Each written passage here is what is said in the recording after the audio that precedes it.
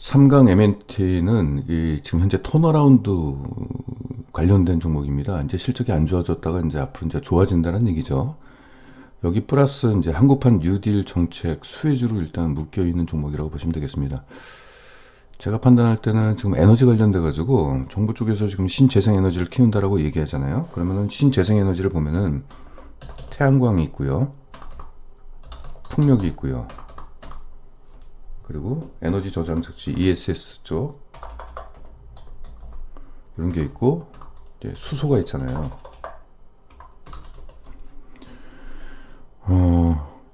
태양광은 이미 잘 하고 있어요. 사실 잘 하고 있어가지고 굳이 정부가 예산을 가지고, 이게 신재생에너지 쪽에서 한 12조 정도를 투자한다고 합니다, 정부 쪽에서.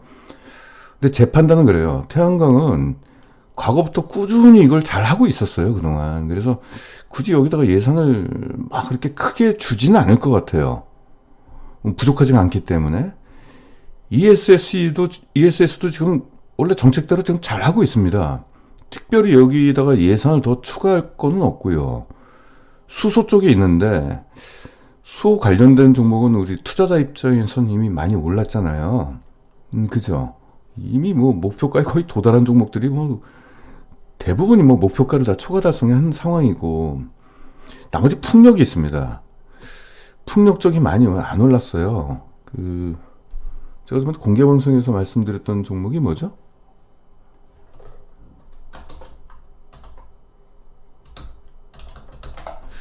CS 윈드가 일단 이 가격대에 말씀드려서 목표가에 거의 이제 근접을 한 상황이에요. 그리고 이제 풍력 쪽에서는 또 동국, SNC도 주가가 좀 많이 올랐어요, 이미. 그럼 안 오른 종목 중에서 한번 우리가 한번 살펴보도록 하겠습니다. 그 전에 이 풍력이 중요한 게 있어요. 정부 차원에서는 뉴딜 정책 있잖아요. 이 초점이 뭐냐면은, 정부 입장에서 생각을 해보죠. 야, 이걸 우리나라에서 활성화시켰을 때 거기서 끝나냐? 아닙니다.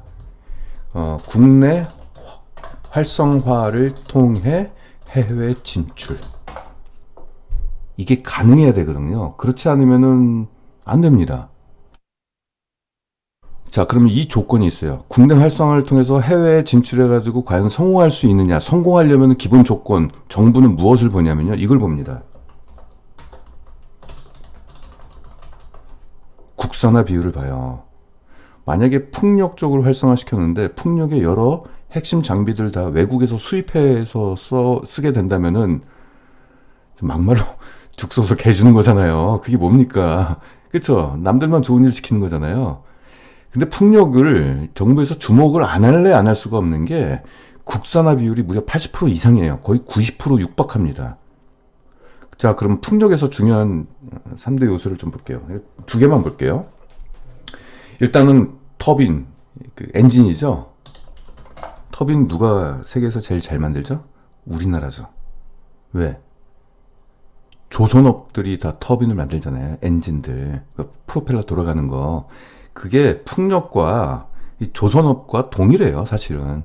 그래서 국내에서 가장 큰 터빈을 만들었던 게 한때는 이제 삼성중공업, 또 효성도 그렇고 현대중공업 다 만듭니다, 사실 조선업에 관련된 기업들은. 그리고 풍력 기자재, 그 각종 들어가는 부품들이나 이런 것들은 이 조선 선박을 만드는 그 기자재 업체들이 다들 만들 수 있어요, 대부분이. 그리고 타워가 필요하죠. 아까 말씀드린 CS 윈드, 얘네하고요, 동국 SNC가 세계 1등을 서로 겨루고 있어요. 이 둘 다가. 동국 SNC 같은 경우는 이제 그 육상 쪽에서 좀 강하고, CS 윈드는 해상 쪽에 좀 강하고, 뭐 이런 흐름입니다. 그래서 터빈도 세계 1위 그 정도 수준이고요. 타워도 그 정도 수준, 이렇겠습니다. 또 하나 있는 게 뭐죠? 우리가 상식적으로 공부를 해야 된다는 얘기죠.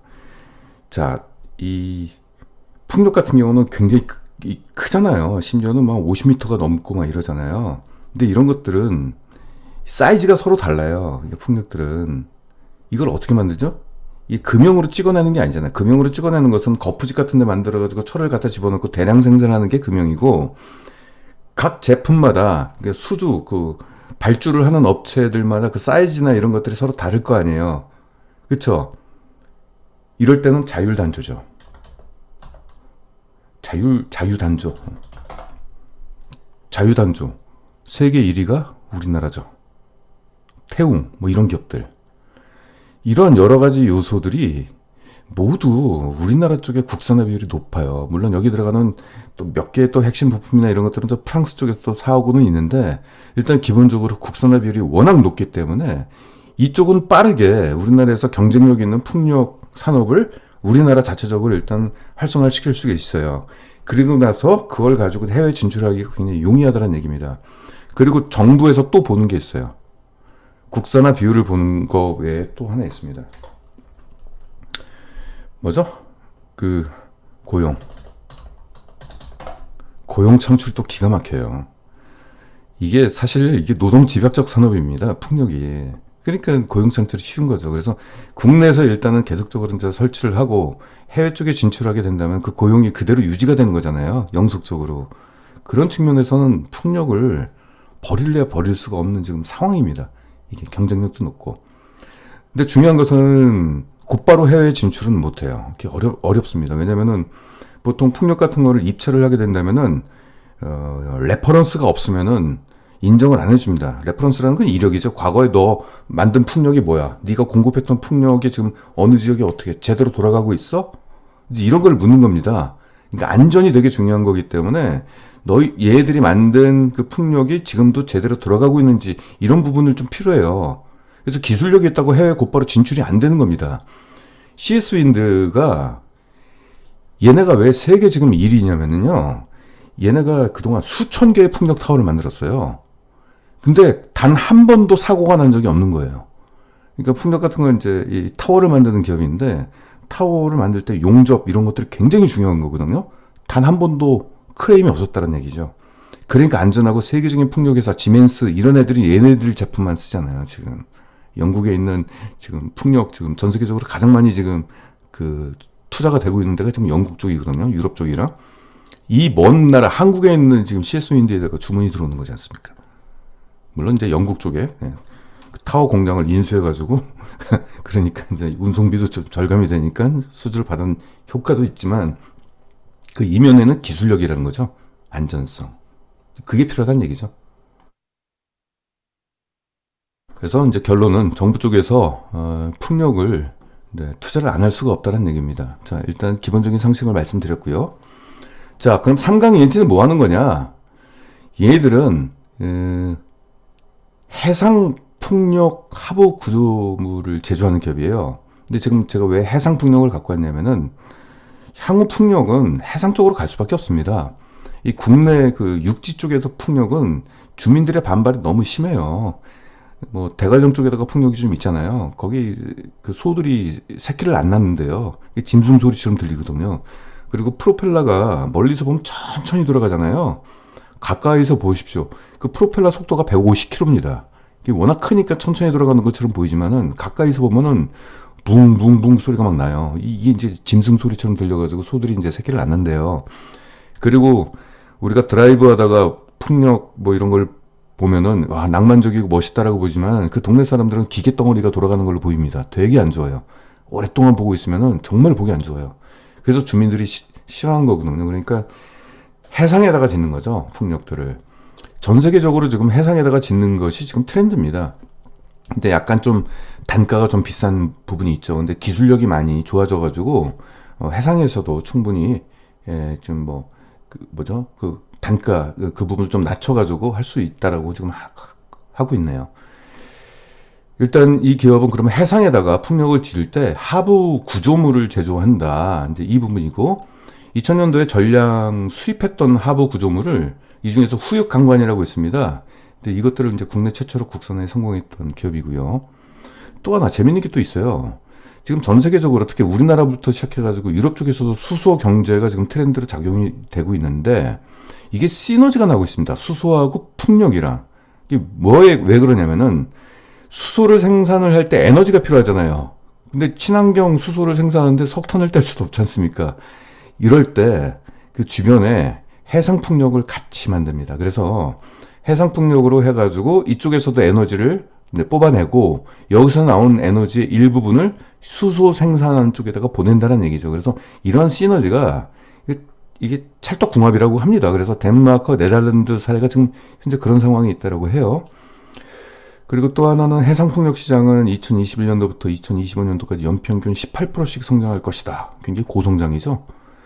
육상풍력은 6.7%에 불과해요. 한 2배 이상의 성장을 하기 때문에 가령 우리가 풍력에 투자하게 된다면 해상 쪽이냐 육상 쪽이냐를 따져봤을 때 해상 쪽이 더 투자 가치가 있다고 보는 거고, 그럼 그쪽에 특화되어 있는 삼강 NT가 일단 수혜주로 떠오를 가능성이 높습니다. 자, 볼게요. 얘들이 여러 가지 사업을 하고 있는데 이 중에서 플랜트 쪽 해상 풍력 구조물 이쪽의 사업을 영위하고 있는 부분이 이제 해상 풍력 그리고 후육 강관 이런 식으로 또 이제 들어가고 있습니다. 연간 실적치를 보시게 된다면은 그동안은 수주를 못 받다가 2019년도에 갑자기 차별화된 모습이 좀 보이고 있어요. 그런데 지난해는 적자였어요. 손익분기점을 못 넘어섰어요. 아직 매출액이. 그러다가 올해 1분기 때 손익분기점을 넘어섰습니다. 1분기 매출, 제가 볼 때는 매출액이, 분기 매출액이 한 1,000억 정도가 나와야지 손익분기점을 넘어서요. 그러면 연간으로 따질 때 4천억 정도가 돼야지 손익분기점을 넘어섰는데 이게 4천억이 조금 안 돼요. 3천 몇백억입니다. 그래서 일단 1분기 때는 한 1,300억 정도 매출을 기록하면서 영업이익이 갑자기 확 올라갔죠. 이 고정비를 탈피를 해야 되거든요. 고정비, 손익분기점을 넘어서야 된다는 얘기죠. 자, 보시면은 분기 실적 보십시오. 기가 막히게 올라가죠, 점점. 그래서 여기서 이제 더 수주가 나오게 된다면은 이렇게 올라가는 구조가 되는 거죠. 보게 된다면 지난해 한 3분기에 1,000억 이상 매출 딱 1,000억 정도 발생을 하니까 영업이익률이 2%로 일단 흑자 전환을 했죠. 올해 1분기 때 한 1,300억 하면서 6%로 흑자 전환 됐습니다. 3강 MNT를 제가 갖고 나온 이유는 2분기 실적이 발표가 됐어요. 추정입니다. 일단 발표가 된 게 아니라 추정 실적입니다. 한 요 정도. 그러니까 수주 잔고를 가정했을 때 요 정도 실적이 나올 것 같아요. 매출액이. 1,000억이 넘어서니까 영업이익률은 6%대 이상 한 요 정도로 흑자가 예상이 됩니다. 자, 그러면은 아까 한국카본 제가 말씀드리면서 제가 이런 말씀 드렸죠. 2분기 잠정 실적이라든지 그냥 어떤 그 8월 15일 이전에 그 실적 발표를 하게 된다면은 매출액이 몇 배 이상 오르게 된다면은 갑자기 이제 매수세가 몰려가지고 주가 상승이 일어날 가능성이 높다라고 말씀을 드렸잖아요. 상강의 NT도 동일합니다. 지난해 2분기 매출 보십시오. 키높이가 완전히 다르죠. 좀 작게 해볼게요. 전년 대비, 지난해 2분기 대비 매출액의 49% 정도가 증가할 것이에요. 그리고 영업이익은 흑자 전환이고요. 이러한 이제 상황입니다. 그럼 사업을 좀 볼게요. 매출 중에서 약 50% 정도가 풍력 관련돼 있습니다. 이쪽 플랜트 쪽이 있고 후육 한관 쪽. 수주가 더해지게 된다면은 이쪽에 매출 비중이 좀 더 높아지겠죠. 그리고 최근에 또 조선업이 그 수주를 좀 많이, 이제 LNG선 같은 거 수주를 많이 받았잖아요. 아까 지금 한국카본 말씀드리면서 LNG선에 대한 수주를 우리나라 이제 국내 빅3가 지금 막 수주를 받고 막 그렇지 않습니까? 그에 따라서 이제 조선도 함께 실적도 좋아지는 것으로 일단 좀 보이고 있어요. 그래서 전체적인 그 사업이 과거에는 너무 안 좋았는데 이제는 턴어라운드가 되는 그런 상황이다. 이렇게 말씀을 좀 드리고 싶습니다. 자, 그럼 2019년도 실적이 왜 갑자기 좋아졌는지 다시 한번 볼게요. 2019년도죠? 2019년도 실적이 매출액이 왜 이렇게 좋아졌는지, 올해 매출액은 어떻게 될 것인지 이걸 한번 보겠습니다. 자, 수주 잔고가 2019년도부터 확 증가를 했어요. 과거에 비해서. 이건 2018년도 거고요. 계속적으로 증가하는 흐름이 좀 나타났어요. 그래서 수주 잔고들이 이제 매출로 소화가 되면서 조금씩 떨어지고 있죠. 그래서 신규 수주가 나와야 되는 상황인데 지금 2,900억짜리 수주가 추가적으로 좀 더해질 것으로 일단은 시장에서 업계에서 내다보고 있습니다. 그래서 2,900억이 더 더해지게 된다면 실적 성장은 계속적으로 증가하겠죠. 자, 2019년도 이때 수주가 증가했던 원인은 대만에서 그 3,800억 정도 규모의 풍력 수주, 지금 대만하고 영국, 전 세계적으로 보면 대만하고 영국 쪽에서 지금 발주가 나오고 있습니다. 그거는 제가 이제 CS 윈드를 제가 조사를 하면서 그 사실을 알아냈거든요.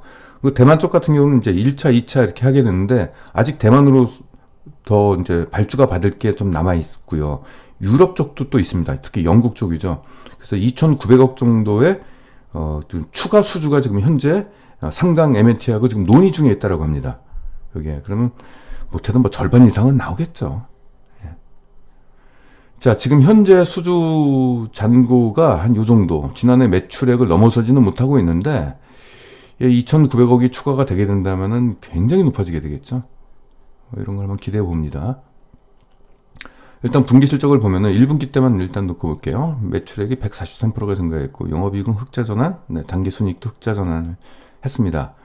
보니까 지난해는 570억이었죠, 매출액이. 근데 여기는 1,380억입니다. 그러니까 즉 매출액이 1,000억 정도 이상은 돼야지 이제 흑자를 이룰 수 있다. 그래서 손익분기점이 약 1,000억 정도 되는 걸로 보인다. 이렇게 말씀을 좀 드린 겁니다.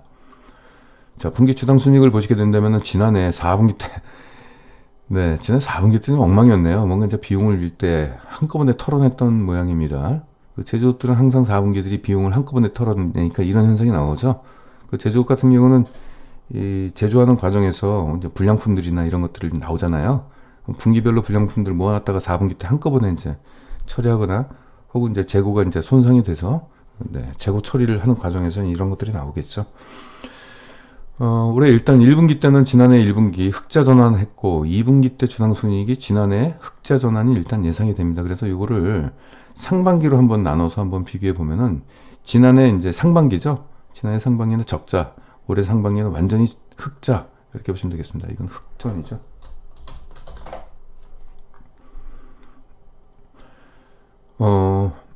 2017년도는 네, 말도 안 되는 일회성 이익이 있어가지고 일단 좀 제거를 했습니다. 보기 좀 어려울 것 같아가지고.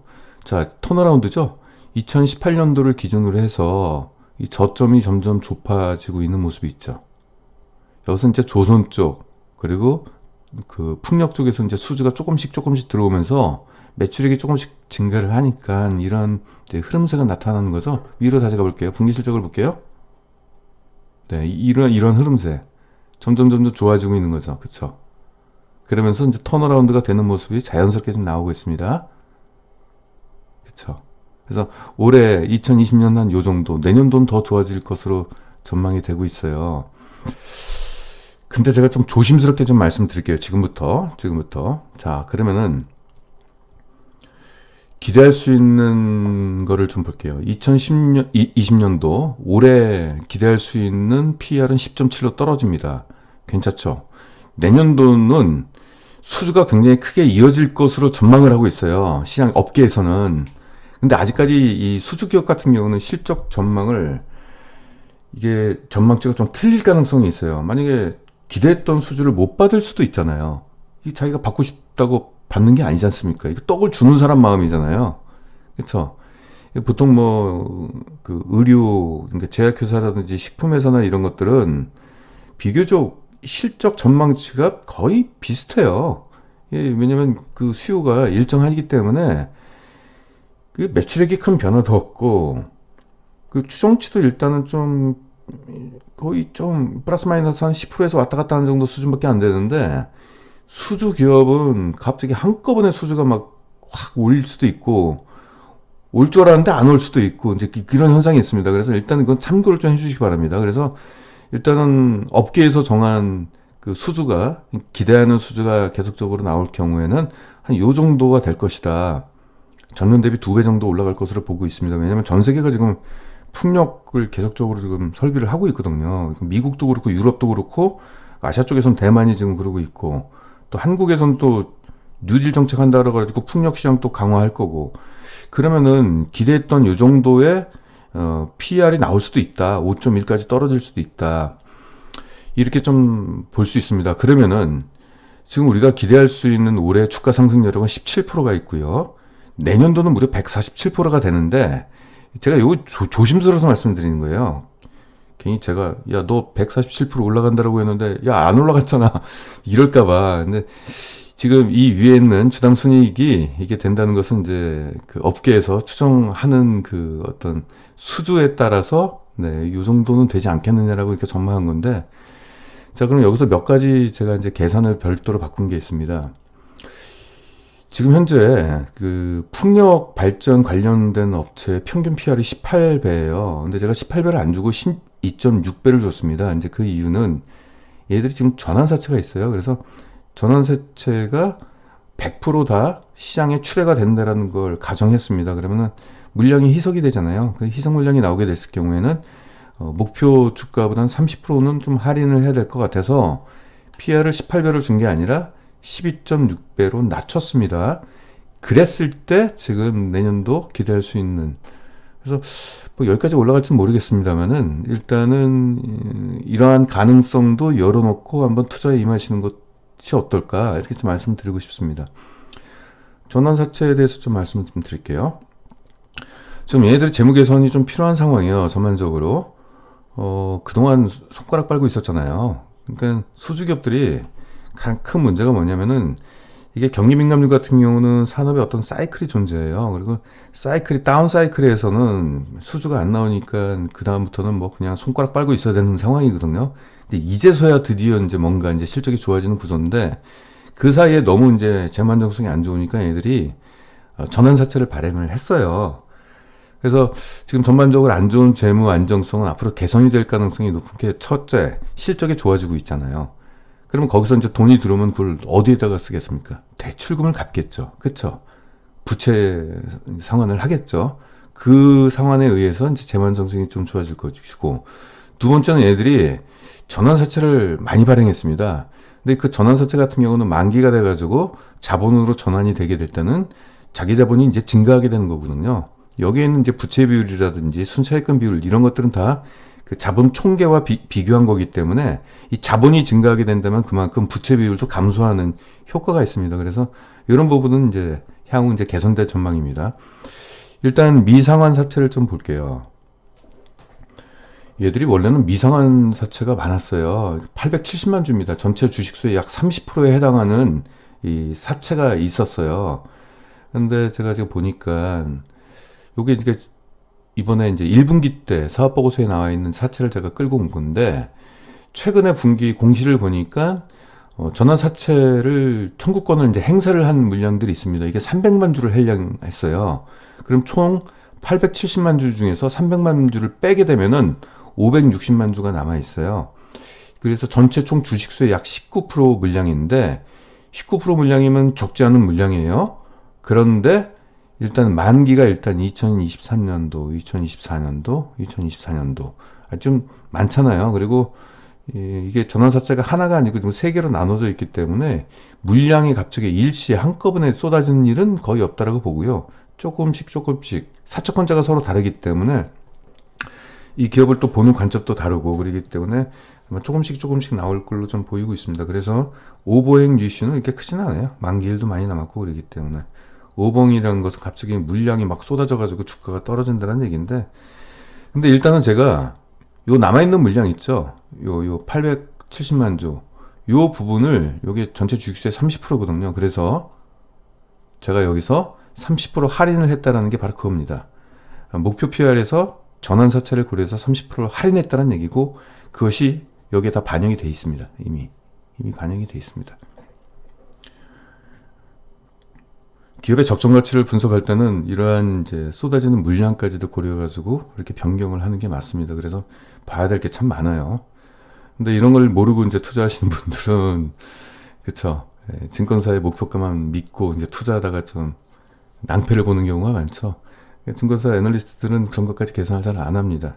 이게 다 쏟아지고 나서 이제 계산을 하게 되지, 그 사전에 이제 계산한 경우는 없어요. 근데 우리가 투자할 때는 향후 우리가 얻을 수 있는 기대 수익률을 좀 보수적으로 좀 측정을 해야 되기 때문에 이런 계산이 좀 필요한 거죠.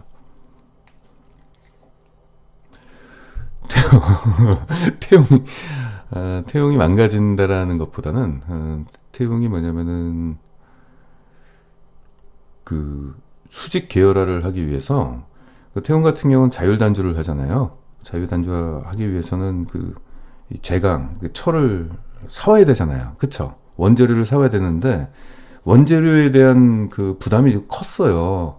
그러니까 태용은 뭐라 했냐면은, 야, 우리가 철을 돈 주고 비싸게 사오지 말고 우리가 직접 만들자, 이렇게 된 겁니다. 그래서 고로 있죠, 고로. 포항제철에는 이제 고로가 있잖아요. 동국제강도 고로가 있고 다 고로가 있습니다.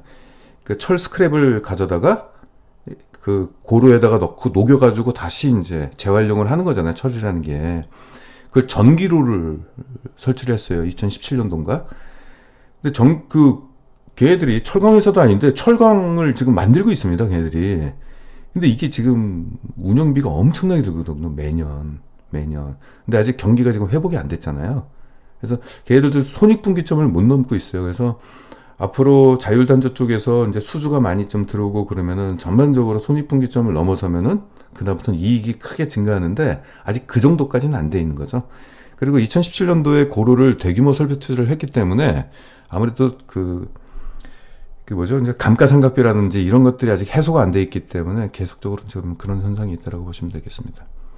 시간이 지나서 이제 경기가 이제 코로나 때문에 지금 이런데 업사이클로 접어서게 되면은 전반적으로 철강 가격도 좋아지고 그리고 철강에 대한 수요가 증가하는 게 좀 중요하죠. 철강에 대한 수요가 증가한다는 건 그만큼 전방 산업에서 뭐 풍력도 만들고 조선도 만들고 배도 만들고 막 이러면서 이제 주문이 들어오겠죠. 시간이 필요합니다, 태용은.